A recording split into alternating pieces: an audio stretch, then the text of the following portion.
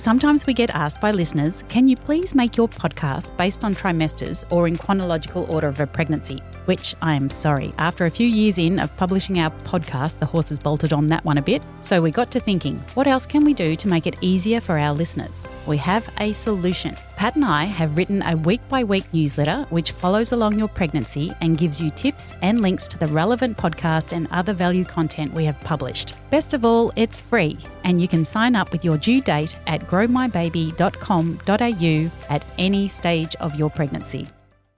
The information in this podcast is provided for education and research information only. It is not a substitute for professional health advice.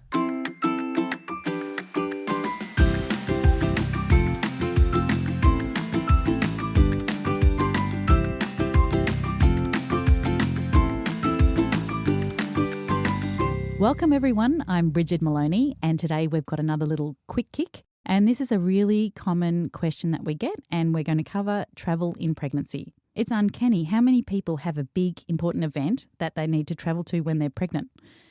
Maybe it's for something happy, like their best friend's wedding, but we've also heard lots of stories where people have to travel because of a very special person's funeral, like a grandparent. There is also the wonderful idea of a baby moon, and we see our favourite influencer with that photo with them floating on their back, their perfect belly surrounded by crystal clear blue water, somewhere warm and tropical, and we think, that's the ticket I want.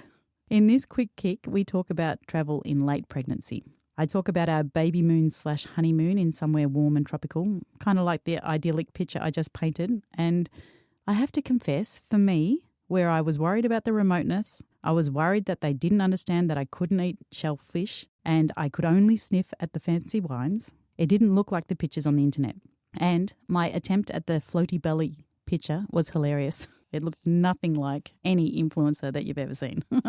I suppose I'm saying that travel in pregnancy isn't necessarily glamorous. So if not glamorous, it can be so much better if we plan for travel in pregnancy. If you are flying, every airline, I want to stress this, every airline has different rules. And Dr. Pat talks about those in this quick kick. My tip is to pick flexible flights, so if your pregnancy changes as you progress in weeks and you no longer want to fly or have been advised not to fly, you won't lose all your money. I also want to remind you to get up and walk around every hour or so and keep drinking water, which actually helps you get up every hour or so because you need to go to the bathroom. If you're packing, I want you to pack a kit with a sanitizer and use it multiple times a day and every time before you eat. This is your reminder that gastro in late pregnancy can cause you to go into labour, and I'm assuming you don't want to labour wherever it is that you've travelled to. So let's try and prevent gastro in the first place. I would also pack an antacid if indigestion hits while you're away, a physio spiky ball if you ever develop any muscle pains, your usual medication like anti-nausea meds, and my favourite go-to is some electrolyte powder, whatever the brand is that you love. And that is particularly important if you're going somewhere hot and potentially a bit spewy. Also, we talk about taking your obstetrician or midwife's phone number because I hope if they're like Dr. Pat, they want to hear from you wherever you are in the world, and they can often solve your problems over that phone call. We have a few more tips in this quick kick, so let's get onto it and press play.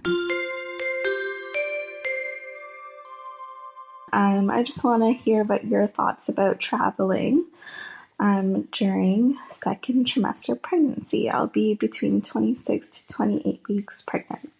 Thanks so much. Great. Brilliant question. What a great trip off to France. Oh, not bad for those Canadians. La-di-da. This is a ripper because people ask us this all the time. Travel in pregnancy. So I've got a few thoughts on that. There's nothing wrong with planning a trip in pregnancy. It's fine. It's air travel, it's safe in pregnancy.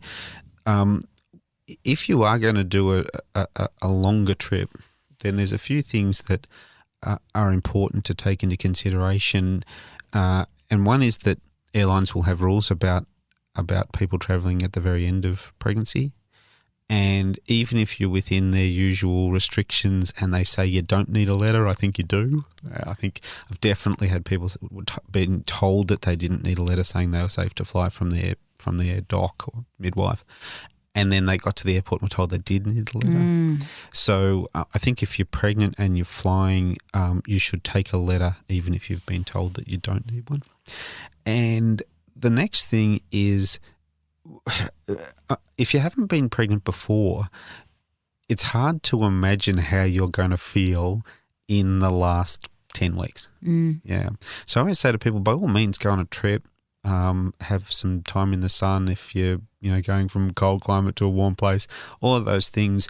But getting that all done by about 32 weeks is a really good idea. People, as they approach full term, often feel what they call nesty, a bit like they want to stay home, keep warm, wash all the clothes that people have given them, get the baby's room ready, stay close to care, and be. And that's not just a organisational reality. It's just a way you kind of feel on the inside that you're not keen. And the best way to have a break at that stage might be stay home. So plan it before perhaps 32 weeks. Yeah. Yeah, we actually do get questions about baby moons and things like that. And 32 weeks is probably the limit, really, because you're uncomfortable. You feel uncomfortable, and what's the point? We went. We actually had our honeymoon when I was, I'm going to say, 30 weeks pregnant, like quite pregnant, and we went right up to the north of Australia, up to Lizard Island, and we were on a little 4-seater plane or something. I'm like, what are we doing? I was having a good time. No, that's right. Yeah, that's probably absolutely. And I think any lady wouldn't have enjoyed it. Yeah. No, that's it. And I think I only felt safe because I was actually travelling with a husband obstetrician. I wouldn't have done that otherwise. It's too remote. Yeah, fair enough. It felt too remote, yeah. All right. Well, I think, Steph, you can head off. 28 weeks is perfect time. Sounds perfect. Perfect.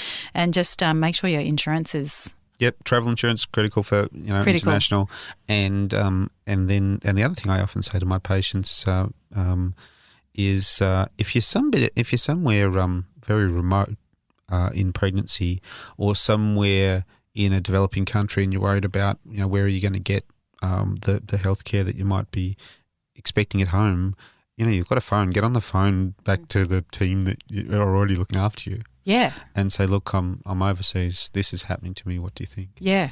And sometimes sometimes I get phone calls from my patients from all over the place when they're away, and sometimes it's something I can talk them around over the phone and check out when they get back. Yeah. It saves them spending a whole day wherever they are trying to find advice. Yeah, that's right. And yeah. Oh gosh, I'm glad that you pointed that out. Thank you for picking this app. Hopefully you did this because you have somewhere lovely to travel to very soon. We hope that whatever your goal is for your travel, you meet that goal and build incredible memories to tell your little one. They love to hear that they went here or there in their mummy's tummy. That's it for us this week. I hope you have a really great week. And remember, we love hearing from you. So send us a DM or a review on one of our channels, whether it's Apple, Spotify. We love to hear what you like listening to, what you want to listen to, and we really enjoy that feedback. So until next week, have a great week. Bye for now.